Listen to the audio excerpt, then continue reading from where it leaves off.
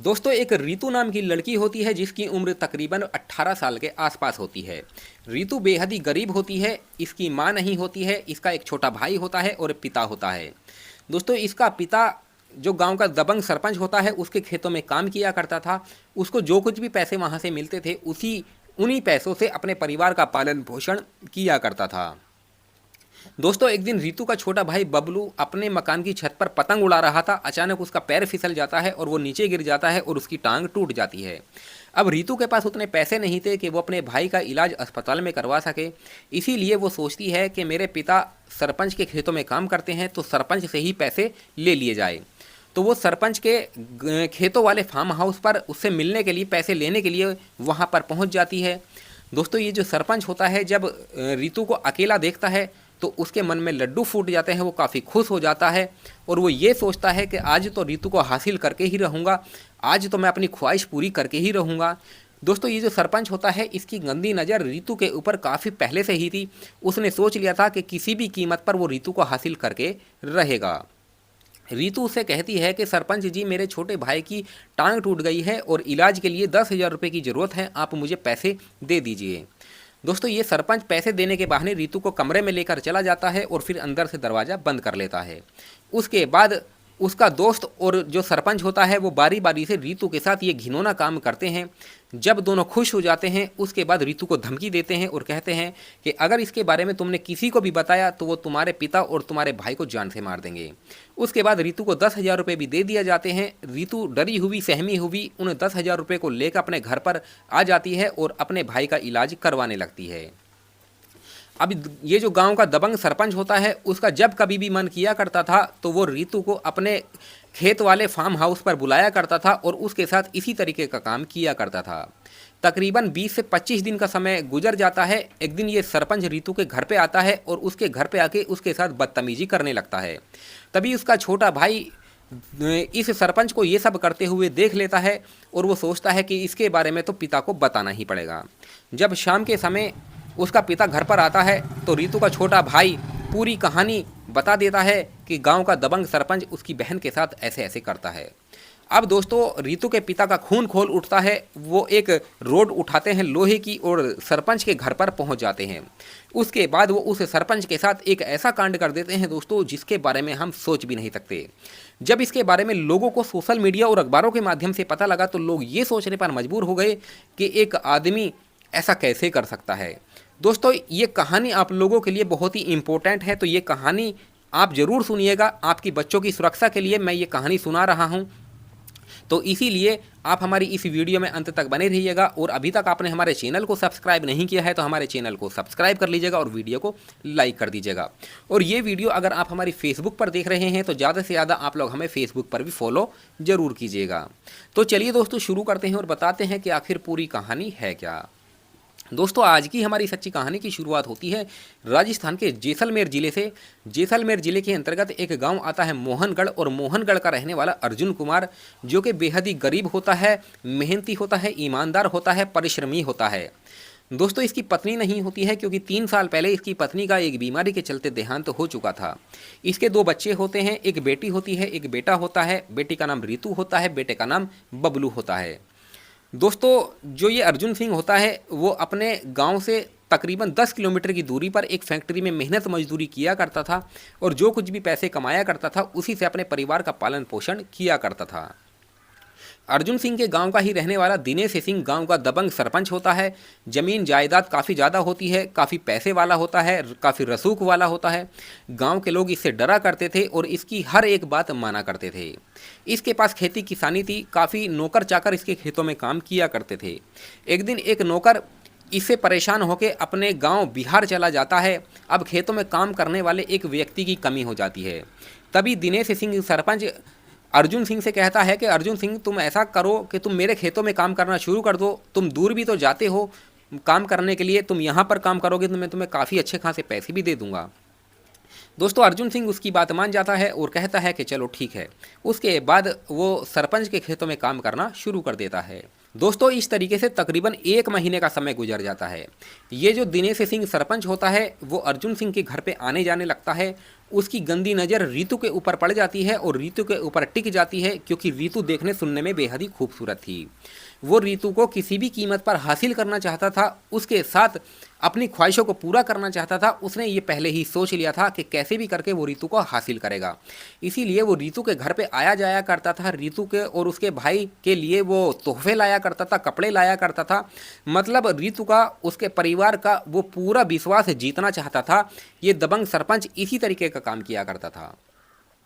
दोस्तों, एक दिन की बात होती है, लगभग जब 3 महीने समय और गुजर जाता है तो रीतू का छोटा भाई बबलू अपने मकान की छत पर पतंग उड़ा रहा था। अचानक उसका पैर फिसल जाता है और वो नीचे गिर जाता है और उसकी टांग टूट जाती है।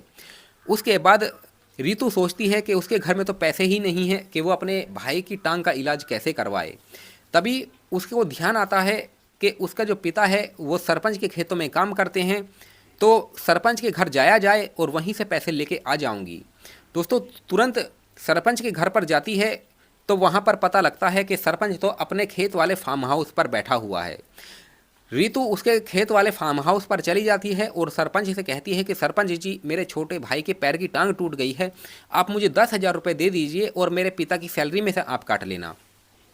दोस्तों, ये जो दिनेश सिंह सरपंच होता है, रीतू को जब अकेला देखता है तो उसके मन में लड्डू फूटने लगते हैं। वो खुश हो जाता है और वो ये सोचने लगता है कि आज तो मौका है रीतू को हासिल करने का, चाहे कुछ भी हो जाए, कोई भी कीमत चुकानी पड़े, आज तो मौके का फ़ायदा वो उठाकर ही रहेगा। इसीलिए वो पैसे देने के बहाने रीतू को अपने कमरे में बुला लेता है और अंदर से दरवाज़ा बंद कर लेता है। उसके बाद दोस्तों, ये सरपंच और उसका दोस्त बारी बारी से रीतू के साथ वो सब करने लगते हैं दोस्तों, जिसके बारे में रीतू ने कभी कल्पना में भी नहीं सोचा था। क्योंकि ये जो दबंग सरपंच था, इसने और इसके दोस्त ने पहले ही दबा के दारू पी रखी थी, शराब पी रखी थी, दोनों शराब के नशे में थे। इसीलिए उन्हें पता ही नहीं था कि वो आखिर कर क्या रहे हैं। जब तकरीबन 4 से 5 घंटे गुजर जाते हैं, दोनों की संतुष्टि हो जाती है। उसके बाद वो रीतू को धमकी देता है कि इसके बारे में तुमने अगर किसी को भी बताया तो वो तुम्हारे पिता और तुम्हारे भाई को जान से मार देगा। उसके बाद वो रीतू को 10,000 रुपये देता है। रीतू उन 10,000 रुपये को लेके डरी हुई सहमी हुई अपने घर पर आ जाती है और इसके बारे में किसी को भी नहीं बताती है। उसके बाद वो अपने छोटे भाई का इलाज करवाने लगती है।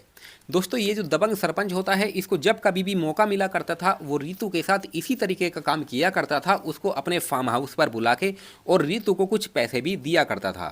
दोस्तों, रीतू इसके बारे में कुछ भी नहीं बताती है। तकरीबन 20 से 25 दिन का समय गुजर जाता है। रीतू की तबीयत खराब हो जाती है, उससे अच्छे से चला भी नहीं जा रहा था, इसीलिए रीतू उससे मिलने के लिए नहीं जाती थी। तो एक दिन सरपंच जो होता है वो उसके घर पे ही आ जाता है और रीतू से कहता है कि फला फला टाइम पर तुम मेरे फार्म हाउस पर पहुंच जाना। रीतू उसकी बात नहीं मानती है और कहती है कि मेरी तबीयत ख़राब है, तुमने मेरी तबीयत ख़राब कर दी है, मुझसे अच्छे से चला भी नहीं जा रहा है, अब मैं तुम्हारे जुल्म को नहीं सह सकती हूँ, मैं तुम्हारी बात नहीं मानूंगी। दोस्तों, दिनेश सिंह सरपंच को काफ़ी गुस्सा आ जाता है और वो रीतू के साथ वहीं पर ज़ोर ज़बरदस्ती करना शुरू कर देता है, बदतमीजी करना शुरू कर देता है। अब ये सब करते हुए जो रीतू का छोटा भाई बबलू होता है वो ये सब देख लेता है और वो सोच लेता है कि इसके बारे में तो पिता को बताना ही पड़ेगा। दोस्तों, शाम के वक्त उसका पिता अर्जुन सिंह अपने घर पर आता है तो बबलू अपने पिता को पूरी बात बता देता है कि सरपंच उसकी बहन के साथ कैसे कैसे क्या गलत काम कर रहा है। अब दोस्तों, अर्जुन सिंह जब अपनी बेटी के ऊपर हुए अत्याचार के बारे में जब जानता है तो उसका खून खोल उठता है और घर से ही वो एक रोड उठाता है, लोहे की रोड उठाता है और सरपंच के घर पर पहुंच जाता है। सरपंच पहले से ही दारू के नशे में था, वो अपने दोस्त के साथ बैठकर वहीं पर शराब पी रहा था। अर्जुन सिंह दिनेश सिंह सरपंच से सवाल जवाब करने लगता है कि उसने उसकी बेटी के साथ क्यों गलत किया है, उसने उसका क्या बिगाड़ा था। दोस्तों, ये जो दिनेश सिंह सरपंच होता है वो अर्जुन सिंह को धक्का मुक्की करने लगता है, उसके साथ बदतमीजी करने लगता है। अर्जुन सिंह को भी काफ़ी गुस्सा आ जाता है, वो भी उसके साथ धक्का मुक्की करता है। तभी दिनेश सिंह दारू के नशे में नीचे गिर जाता है और उसकी पिस्टल भी नीचे गिर जाती है। अब अर्जुन सिंह उसकी पिस्टल उठाता है, 2 गोलियां अर्जुन सिंह दिनेश सिंह के सीने में मार देता है और 2 गोलियां उसके दोस्त के सीने में मार देता है। दोनों की वहीं पर ऑन द स्पॉट मौत हो जाती है। अब फायरिंग की आवाज़ से आसपास के लोग वहां पर इकट्ठा हो जाते हैं। आसपास के लोगों को देखकर अर्जुन सिंह अपने चाचा के घर पर जाकर छुप जाता है और वहीं पर 2 घंटे छुपा रहता है। पुलिस वहां पर आ जाती है, इस केस की छानबीन करने लगती है। अब दोनों के शवों को उठा के उनका पंचनामा बना के उनको पोस्टमार्टम के लिए भेज दिया जाता है। उसके बाद गांव वाले पूरी बात बता देते हैं कि ये सब जो किया है वो अर्जुन सिंह ने किया है। अब अर्जुन सिंह की तलाश शुरू की जाती है, तो तकरीबन 4 से 5 घंटे गुजर जाने के बाद अर्जुन सिंह को उसके चाचा के घर रघु के घर से गिरफ्तार कर लिया जाता है। अर्जुन सिंह को थाने लाया जाता है और उससे पूछताछ की जाती है। तो पूछताछ में अर्जुन सिंह अपना जुर्म कबूल कर लेता है और पुलिस को बताता है कि मुझे इस बात का कोई पछतावा नहीं है कि मैंने सरपंच को और उसके दोस्त को जान से मार दिया है। मुझे इस बात का कोई पछतावा नहीं है, बल्कि मुझे तो इस बात की खुशी है कि मैंने अपनी बेटी के ऊपर हुए अत्याचारों का बदला लिया है। दोस्तों, वो पुलिस वालों को पूरी कहानी बता देता है कि कैसे सरपंच और उसका दोस्त उसकी बेटी का शोषण कर रहे थे। दोस्तों, पुलिस वाले जब ये बात सुनते हैं तो उससे कहते हैं कि तुमने जो किया है वो गलत किया है, तुम पुलिस के पास भी तो आ सकते थे, हमसे भी तो मदद मांग सकते थे, लेकिन तुमने ऐसा नहीं किया, बल्कि कानून अपने हाथ में लिया और तुमने अपराध कर दिया। अब चाहे अपराध तो आपने कर दिया है, चाहे जाने अनजाने में हो, अपराध तो आपसे हो चुका है, अब इसकी सज़ा आपको होनी है। इसीलिए इसके ऊपर एक चार्जशीट बनाई जाती है, इसे अदालत में पेश किया जाता है, वहाँ से इसे जेल भेज दिया जाता है। दोस्तों, अभी तक इसके ऊपर मुकदमा चल रहा है, लेकिन आगे चल के अर्जुन सिंह को क्या सज़ा होने वाली थी ये तो मैं नहीं कह सकता हूँ। लेकिन उस हिसाब से आप मुझे ये बताइए, अर्जुन सिंह की बेटी रितु के ऊपर सरपंच ने और उसके दोस्त ने जो अत्याचार किया, जो उसका शोषण किया, वो तो वाकई गलत था। लेकिन उसके बाद अर्जुन सिंह ने जो बदला लिया, मेरी नज़र में तो दोस्तों वो वाकई सही था। दोस्तों, आपकी नज़र में अर्जुन सिंह ने क्या सही किया या फिर गलत किया, इसके बारे में आप क्या कहते हैं, आप हमें कमेंट सेक्शन में बता सकते हैं। बाकी दोस्तों, इस घटनाक्रम को सुनाने का हमारा मकसद आप लोगों को परेशान करना नहीं था, बल्कि आप लोगों को जागरूक करना था कि इस तरह के दरिंदे हमारे समाज में उठ रहे हैं, पैदा हो रहे हैं, तो ऐसे दरिंदों का सर कुचल देना ही चाहिए। बाकी दोस्तों, आप लोग क्या कहते हैं, आपकी क्या प्रतिक्रिया है, आप हमें बता सकते हैं। चलिए मिलते हैं फिर किसी और वीडियो में, तब तक धन्यवाद।